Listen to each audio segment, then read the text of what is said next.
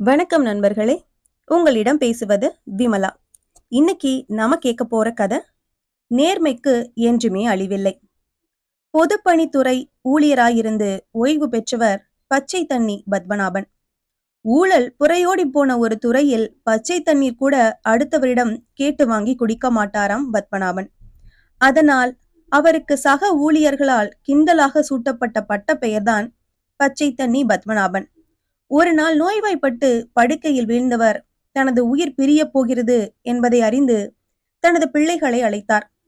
இறைவா, என் பிள்ளைகளை அனாதையாக விட்டுவிட்டு போகிறேன், நீதான் அவர்களை காக்க வேண்டும் என்று பிரார்த்தித்தவர் பிள்ளைகளிடம், நான் எப்படி வாழ்ந்தேன் என்று உங்களுக்கு தெரியும், நீங்களும் எந்த சூழ்நிலையிலும் நீதி தவறாமல் தேவைகளை சுருக்கிக் கொண்டு நேர்மையாய் வாழ்ந்து என் பெயரை காப்பாற்ற வேண்டும் என்று சொன்னார்.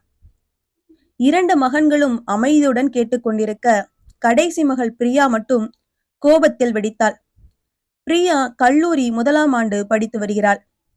அவள் விரும்பிய கல்லூரியில் கூட அவளை சேர்க்க வழியின்றி ஏதோ அரசு உதவி பெறும் கல்லூரியில்தான் பத்மநாபனால் சேர்க்க முடிந்தது.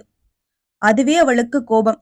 அப்பா, உங்க பேங்க் அக்கவுண்டில் நயா பைசா கூட இல்லாமல் நீங்கள் எங்களை விட்டு போவது எங்கள் துரதிர்ஷ்டம். உங்களை என்னால் பின்பற்ற முடியாது, உங்கள் அறிவுரைகளும் கேட்க முடியாது. ஊழல் பேர்வழிகள், ஊழல் பெருச்சாளிகள் என்று நீங்கள் கூறியவர்கள் எல்லோரும் அவர்கள் குழந்தைகளுக்கு பல தலைமுறைகள் சொத்து சேர்த்துவிட்டு சென்றிருக்கிறார்கள். ஆனால் நாம் இருக்கும் இந்த வீடு கூட வாடகை வீடுதான். சாரி, நேர்மையாயிருந்து நாங்கள் பட்டதெல்லாம் போதும். உங்களை என்னால் பின்பற்ற முடியாது. நாங்கள் எங்கள் வழியை பார்த்து கொள்கிறோம் என்றாள். அவளை உற்று நோக்கியபடி பரிதாபமாக பார்த்த அந்த ஜீவனின் உயிர் அடுத்த சில நிமிடங்களில் பிரிந்தது. காலங்கள் உருண்டன. கல்லூரி படிப்பை எப்படியோ தட்டு தடுமாறி முடித்த பிரியா ஒரு புகழ்பெற்ற கட்டுமான நிறுவனத்திற்கு பணிக்கு அப்ளை செய்து நேர்முக தேர்வுக்கு சென்றாள். அந்த பணிக்கு தேவையான தகுதியுடைய நபரை ஏற்கனவே பேனல் உறுப்பினர்கள் தேர்ந்தெடுத்து விட்டாலும் ஒரு ஃபார்மாலிட்டிக்காக இன்டர்வியூவை நடத்தி கொண்டிருந்தனர். பேனல் மெம்பர்களுக்கு மத்தியில் அந்நிறுவனத்தின் எம்டியும் அமர்ந்திருந்தார். பிரியாவின் முறை வந்ததும் உள்ளே அழைக்கப்பட்டாள். அவளது ரெசியூமை பார்த்த பேனல் மெம்பர் ஒருவர், உன் அப்பா மிஸ்டர் பத்மநாபன் பொதுப்பணித்துறையிலிருந்து ஓய்வு பெற்றவரா என்றார். ஆமா சார். உடனே எம்டி நிமிர்ந்து உட்கார்ந்தார். பிரியாவை நோக்கி கேள்வியை வீசினார். உங்க அப்பாவுக்கு பச்சை தண்ணி பத்மநாபங்கிற பேர் உண்டா? ஆமா சார் என்றால் சற்று நெளிந்தபடி. ஓ, நீங்க அவரோட டாட்டரா? இந்த காலத்துல அவரை மாதிரி மனுஷங்களை பார்க்க முடியாதுமா. இந்த கம்பெனி இன்னைக்கு இந்த அளவு வளர்ந்திருக்குன்னா அதுக்கு அவரும் ஒரு காரணம். கடலூர்ல இருக்கும்போது நான் 15 வருஷத்துக்கு முன்ன கவர்மெண்ட் கான்ட்ராக்ட் ஒண்ணுக்கு டெண்டர் அப்ளை பண்ணியிருந்தேன். என்னை விட அதிகமா கோட் பண்ணின நிறைய பேர் எவ்வளவோ லஞ்சம் தரதா சொன்னாலும் உங்க அப்பா அதுக்கெல்லாம் ஆசைப்படாம, அவங்க மிரட்டதுக்கெல்லாம் மசியாம அந்த கான்ட்ராக்ட முறைப்படி எனக்கு ஒதுக்கினார். அன்னைக்கு மட்டும் அவர் அந்த கான்ட்ராக்டை எனக்கு ஒதுக்கலைன்னா இன்னைக்கு நான் இல்ல, இந்த கம்பெனியும் இல்ல. ஏன்னா என் சொத்தையெல்லாம் அடமான வச்சு கம்பெனி ஆரம்பிச்ச நேரம் அது. அந்த ஒரு கான்ட்ராக்ட் மூலமா தான் எனக்கு நல்ல பேர் கிடைச்சு இந்த துறையில ஒரு பெரிய என்ட்ரி கிடைச்சது. ஆனா அதுக்கு பிறகு உங்க அப்பா வேறு ஊருக்கு டிரான்ஸ்ஃபர் ஆகி போயிட்டார். அவருக்கு என்னோட நன்றி கடனை செலுத்த இதை விட பெரிய வாய்ப்பு கிடைக்காதுமா. You are selected. நாளைக்கே நீ டியூட்டியில் ஜாயின் பண்ணிக்கலாம் என்றார். அந்நிறுவனத்தின் ஹெச்ஆர் பிரிவில் தலைமை அதிகாரியாக பிரியாவுக்கு வேலை கிடைத்தது.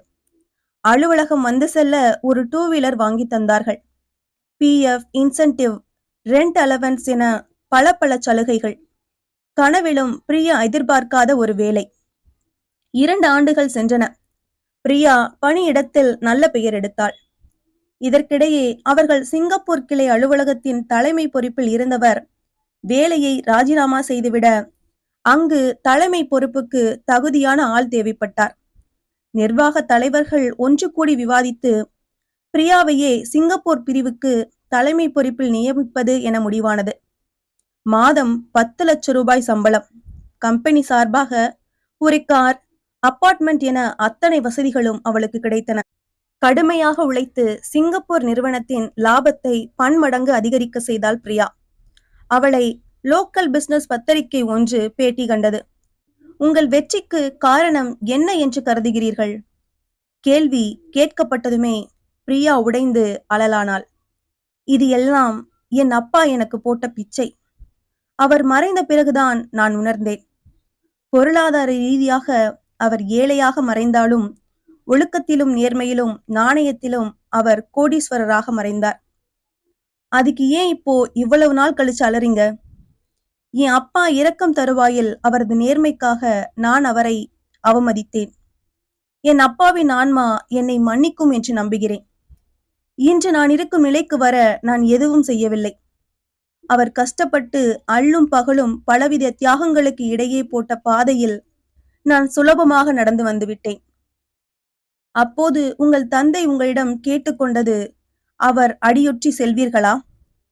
ஒவ்வொரு கணமும் என் வீட்டு வரவேற்பறையில் அவருடைய படத்தை பெரிதாக மாட்டியிருக்கிறேன். அந்த ஆண்டவனுக்கு பிறகு எனக்கு எல்லாமே என் அப்பாதான். கண்களை துடைத்தபடி சொன்னாள் பிரியா.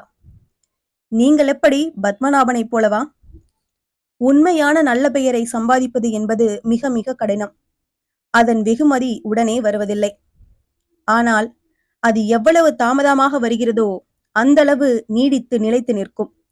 நேர்மை, நாணயம், ஒழுக்கம், சுய கட்டுப்பாடு, தீயவற்றுக்கு அஞ்சுவது, கடவுளின் மீது அசைக்க முடியாத நம்பிக்கை, இவையெல்லாம் தான் ஒரு மனிதனை முழுமையாக்குகின்றன, கோடீஸ்வரனாகவும் ஆக்குகின்றன. வங்கி கணக்கில் இருக்கும் பணம் அல்ல, உங்கள் குழந்தைகளுக்கு நல்லவற்றை விட்டு செல்லுங்கள். இதைத்தான் அக்காலங்களில் சொன்னார்கள், பிள்ளைகளுக்கு பணம் சேர்ப்பதை விட புண்ணியத்தை சேர்க்க வேண்டும் என்று. நிறைய உண்மை கலந்த கதை இது. நேர்மையாக இருப்பதால் கண்ணீர்தான் பரிசு என்று மனம் கலங்காதீர்கள். உங்கள் நேர்மைதான் உங்கள் குடும்பத்தை நிஜமாக காப்பாற்றும்.